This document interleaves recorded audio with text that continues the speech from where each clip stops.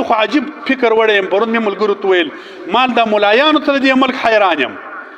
دا ما غوندې ملایان نه دا مشران ملایان یادوم د دې پاکستان پر ملک چې دا لوی لوی ملایان دي دغو ته وایم د دې غټو مدرسو ته وایم چې تاسو ولې خدای تعالی دا ژبې در ګونګۍ کړی دی دغه یوه فتوا ولې نسئ صادرولی دا ماجر که پسې اخلې د وطنه سې شړې پسې اخلې پسې بارهیې بار یې که دا مال یې چا درته غنیمت وبولي چې مال ځینې راګرځئ مال ځینې راګرځوم سرای ځینې راګرځوم پیسې ځینې راګرځوم سامان د سره راګرځوم ته به بارېږې د هغې څه خالي لاسونه به خپل کور ته ځې نه دا ملا فتوا ورکولی سي چې د خدای ظالمه دا درته مردارې دي دا د مسلمان مال دی غنیمت نه دی دا ستا دپاره د دوژخ اور دی دا سود دی دا درته حرامې دي نه امي خبر ورته کوی سي نه ملا خبر ورته کولی سي د ګردو خولې ګونګۍ دي ورته ناستې دي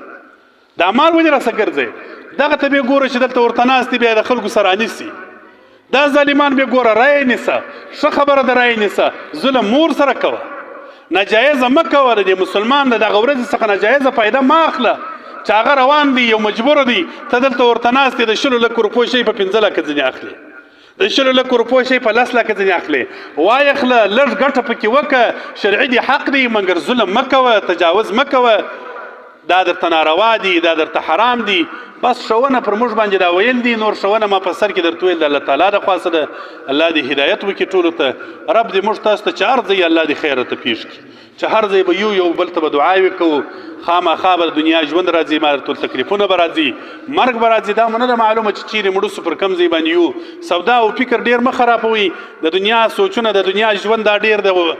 د واري او د اعتماد ژوند نه دی یقین ومنئ زه په دې شیانو کې نه یم فکرجن ډېر قسم دی په دغه مسلمانانو کې فکرجن یم چې دا ځي په دې مې خوا بده یې سوچ فکر مې په خراب چې دا حکومت ولې ظلم ورسره کوي په دا مې خوا بده ده دا د دې په ظلم مې خوا بده ده د هغو په بارېدو مې د هغو نه خوا نه ده بده دا ناجایزه باندې مې خوا بده ده لکن په دې باندې چې زه به ځمه یا به ما باري یا به بل په دې شان مې سوچ نه دی باندې ځکه دا شان فرق نه راکوي